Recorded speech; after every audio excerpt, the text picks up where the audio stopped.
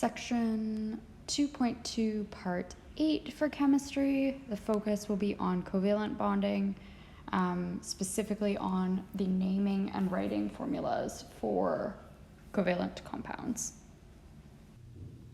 Okay, so we are moving on to names and formulas of covalent compounds. So slightly different rules than when we were naming our ionic compounds, but fairly straightforward for the most part. There's just a few differences.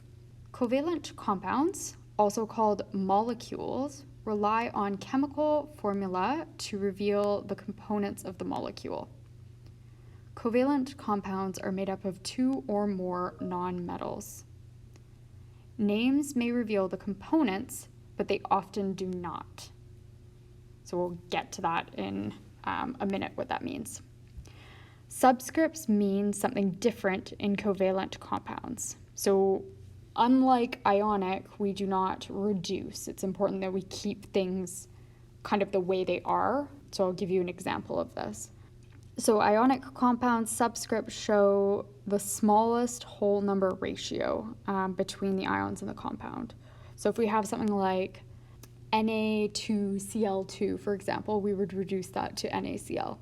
But in covalent compounds, that's not the case. So water, is O. Hydrogen peroxide, we have two oxygens, so H2, and then two oxygens, so O2. So even though this is H2O2, we don't reduce this down to HO. It stays as H2O2, so it is hydrogen peroxide, like that is its thing. And then this is an example of where the names may not reveal the components, because hydrogen peroxide doesn't tell us anything unless you're a chemist. But if it was something like dihydrogen monoxide, which is water in a fancy way, that does tell us something about it. So there are times when the name is kind of what we call a common name or scientific name versus its traditional covalent naming. For this course in Science 10, we will be working with the covalent nomenclature, meaning the naming we use with covalent compounds. Covalent molecules have subscripts that actually show the actual number of atoms in the molecule. So we have two hydrogens and two oxygens in hydrogen peroxide, so that does not change. Okay, so we are going to be working with binary covalent compounds, which are nice and straightforward. This means there are two nonmetal atoms. So we use a system of prefixes for this. So this again should be reviewed, but we're going to review it anyways. Prefixes are often used before the atom name to indicate the number of atoms in the molecule. So for example, carbon monoxide, mono, if we look over here, means 1. Carbon dioxide, di means 2. Tri means 3, tetra means 4, penta means 5, hexa means 6, hepta means 7, octa means 8, nona means 9, and deca means 10. Some of these are familiar to you, like tricycle, for example, has 3 wheels.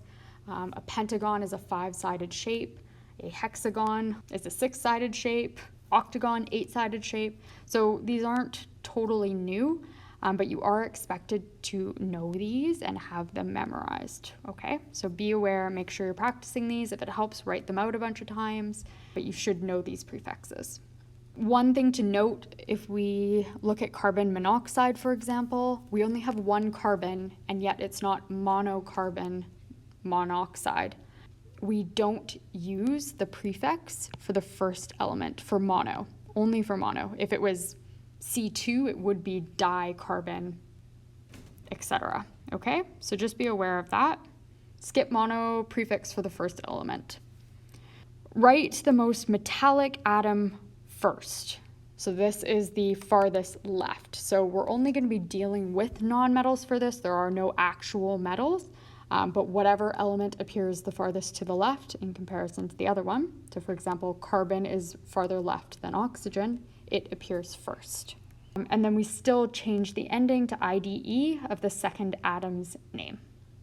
Okay, so you still see dioxide, so it's not dioxygen, it's dioxide.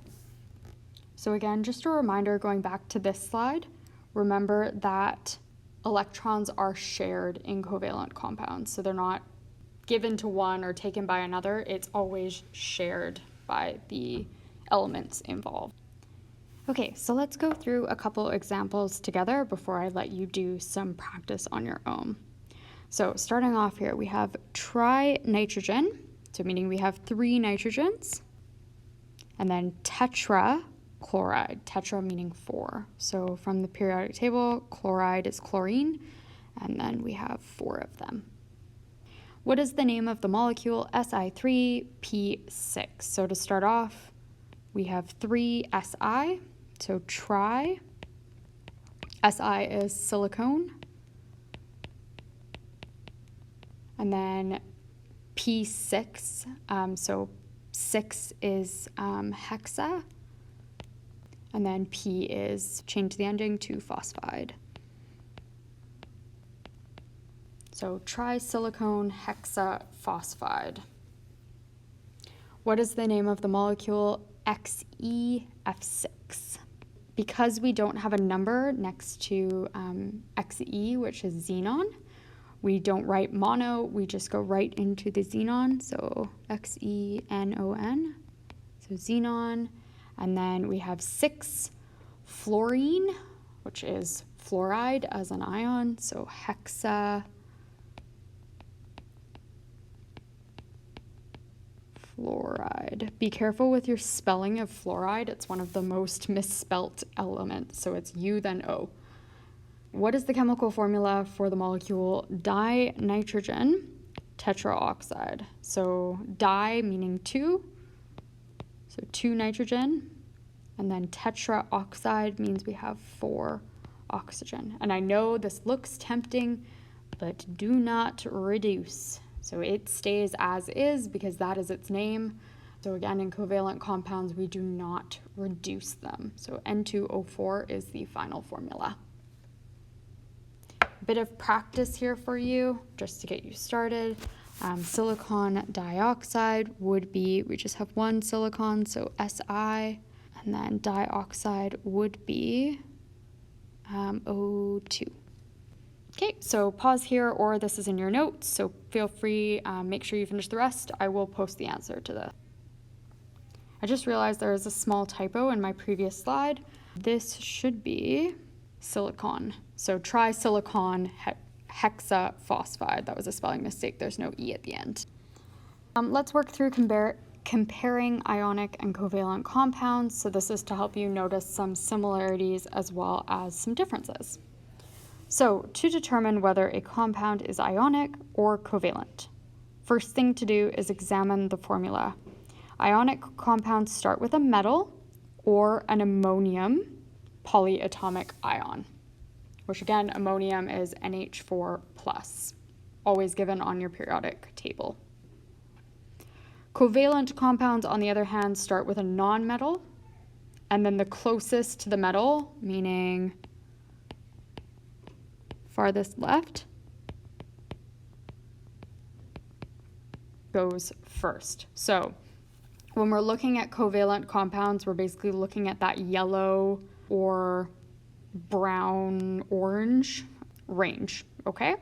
So these are things that could appear in your covalent compounds. Mostly, usually just the yellows, but occasionally you will see some of the metalloids in there as well. Okay, number 2, if the compound is covalent, so this is our focus right now, covalent, use the prefix system, so mono, di, tri, penta, hexa, hepta, etc., of naming if the compound is binary and does not start with hydrogen. If it starts with a hydrogen, it is a completely separate naming system, which is involved in acids. So we will get to that in a few lessons, so not yet, but soon. If there are more than 2 different elements, or it starts with an H, there's probably a different, simpler name for the covalent compound. So this is where the last slide mentioned sometimes the name of the molecule doesn't actually tell us. something. So water, for example, if you didn't know the formula was H2O, water wouldn't tell us that it's H2O. Whereas something like dihydrogen monoxide would tell us what the molecule was made up of. Okay? And then another example is an organic compound, C3H5, and then OH3 is a compound called glycerol. So this is an organic compound. If the compound is ionic, we want to first check to see if it's multivalent. So if it's a transition metal or it has multiple charges on it, we need to use a Roman numeral.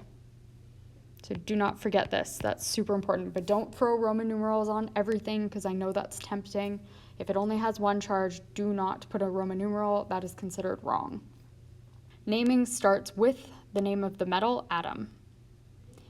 If it ends with a single nonmetal, the naming will just end in IDE. So for example, fluoride, chloride, etc.